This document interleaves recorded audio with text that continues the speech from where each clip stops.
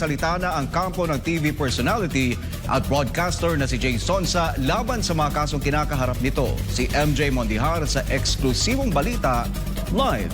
MJ.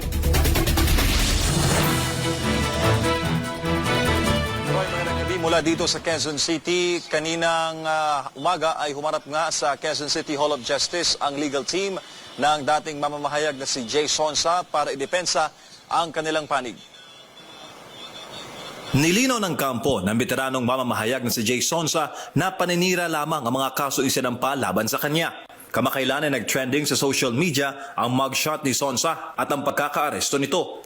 Nakulong siya ngayon dahil sa estafa at illegal recruitment.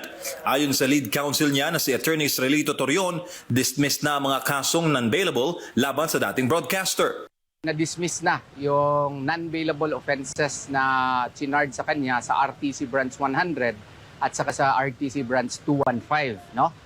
Dismissed na ito. Actually, August 8 pa lang, yung sa RTC 215, dismissed na. Pero hindi namin in-announce kasi in the hope na hindi naman talaga ito totoo na kaso. Pero na news na kasi, so ngayon, ipaalam namin sa madla na yung non-bailable offenses, dismissed na. 13 ang naging kaso laban kay Sonsa. Ang natitirang 11 na ordinary estafa cases ay bailable charges o maaaring piyansahan. Dahil dito ay maaari na makalaya si Sonsa sa detention facility. Nagugat ang mga kaso laban kay Sonsa noong mga panahon na naging corporate officer ito ng isang land-based manpower agency. Ngunit 1 taon lamang daw ito naging kabahagi ng kumpanyang nadawit sa kaso. 7 silang kinasuhan pero si Sonsa lamang ang na-media. Depensa naman ng kanyang kampo, walang direktang reklamo laban kay Sonsa. Marami silang finailan, actually 7 sila, mga corporate officers because at that time, naging corporate officer nga totoo for 1 year si Sir Jay Sonsa. But 2004 pa lang, nung tumakbo siya as a politician, no, hindi na siya involved dyan. Tapos yung complainant, nangyari daw 2007 and 2008.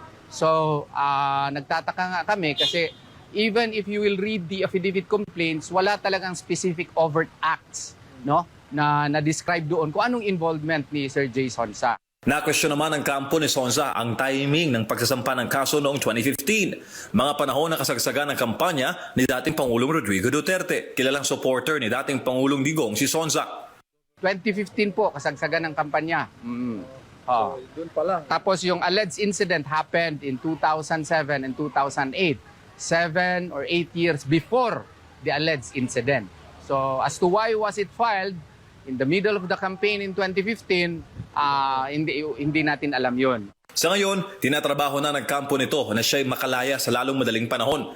Malaki naman ang paniniwala ng kampo ni Sonsa na paninira o smear attack ang ginawa laban sa dating TV host. Lalo na't meron itong chronic pulmonary condition o hika. Mensahe naman ng kampo ni Sonsa sa mga taga-suporta. Sa lahat po ng taga-suporta ni Tito Jay Sonsa, wala pong katotohanan yung ipinaparatang sa kanya. Huwag po kayong mag-alala, ginagawa po namin ang lahat ng aming makakaya para makalabas na siya sa kulungan. At mangyayari po yun within the day or tomorrow. Troy, mahirap ang kalagayan sa kulungan kaya ginagawa ng paraan ng legal team ni Sonsa na ito'y mapalaya sa lalong madaling panahon. Katunayan, may series of hearings silang kakaharapin uli bukas sa Quezon City Hall of Justice. Mula dito sa Quezon City, para sa Diyos sa Pilipinas kung mahal, balik sa iyo, Troy. MJ, may mga katanungan lang tayo dito, no? Yun nga, sa sinasabi ni Attorney Torion na walang katotohanan yung mga paratang kay Jay Sonsa. Pero bakit nga ba paalis ng Pilipinas si Jay Sonsa at ano ang kanyang gagawin sa Hong Kong? Troy, walang binanggit ang legal counsel ni Sonsa kung ano ang sadya, may it be on personal matters, yung pagpunta niya sana ng Hong Kong nang siya'y ma-check ng immigration na may mga pending case. At bukas naman ay magkakaroon pa ng mga additional na mga argumento at nakausap natin kanina ang kanyang lead counsel at sinabi ni Attorney Torion na nang binasa niya yung reklamo, walang direktang reklamo na tinutumbok yung kanyang kliyente. Ang nadawit lang siya dahil siya ay naging incorporator for a year nung nireklamong land-based recruitment agency. Troy. Maraming salamat, MJ Mondihar, para sa iyong balita.